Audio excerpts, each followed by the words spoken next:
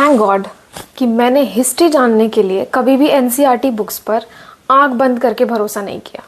और मैं कभी भी अपने स्टूडेंट्स को ये सलाह भी नहीं देती हूँ, क्योंकि एनसीईआरटी एग्ज़ाम क्वालिफाई करने के बेस मटेरियल मात्र हैं और कुछ भी नहीं। हिस्ट्री जानने के लिए लोकल राइटर्स, इंडियन हिस्टोरियंस को पढ़ना बहुत ज़रूरी है। उसका एक एग्जाम्पल है,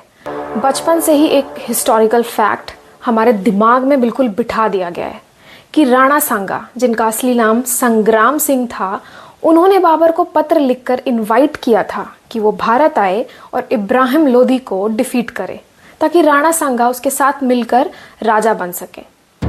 राणा सांगा ऑलरेडी एक राजपूत रूलर थे जिन्होंने मध्य प्रदेश, गुजरात और न जाने कितनी बार अफगानिस्तान के एरियाज को भी डिफीट किया था। आखिर ऐसा राजा जिसने ऑलरेडी इब्राहिम लोदी को 1517 और 1518 में ऑलरेडी बुरी तरह हरा दिया था, आखिर वो बाबर को क्यों पत्र लिखेंगे? लोकल हिस्टोरियंस को जब पढ़ते हैं तो पता चलता है कि वो पत्र गुजरात के एक मुस्लिम रूलर मुजफ्फर खान, ऐसा ही कुछ नाम था, उसने बाबर को लिखा था ताकि बाबर आके राणा सांगा को हरा सके और एक मुस्लिम रूल स्टैब्लिश कर सके। और ये फैक्ट हिस्टोरियन आरसी मजूमदार ने अपनी हिस्ट्री बुक में लिखा है। दूसरी बात ये, हमें ये बताया जाता है कि 1526 में पहला पानीपत वॉर जब हुआ, बैटल जब हुआ,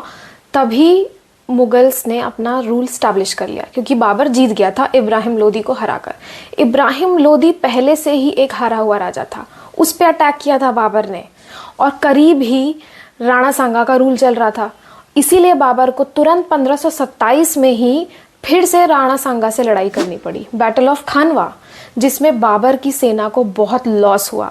हाँ, ये बात सच है कि बैटल ऑफ खानवा के बाद राजपूत रूलर्स थोड़े वीक पड़ गए थे क्योंकि उन्हें भी बहुत बड़ा लॉस हुआ था बैटल ऑफ खानवा में, क्योंकि उनके लिए कैनन्स यानी तोपों से लड़ना एक फर्स्ट एक्सपीरियंस था, उन्हें इसकी कोई नॉलेज नहीं थी और राजा हमेशा आगे आके लड़ता था। इस वजह से राणा सांगा को बहुत चोटें आई थी और खानवा के युद्ध में हालांकि वो जीवित बच गए थे, लेकिन हाँ, उनके सैनिकों ने उन्हें वहाँ से बाहर निकालकर किसी सुरक्षित स्थान पर रखा था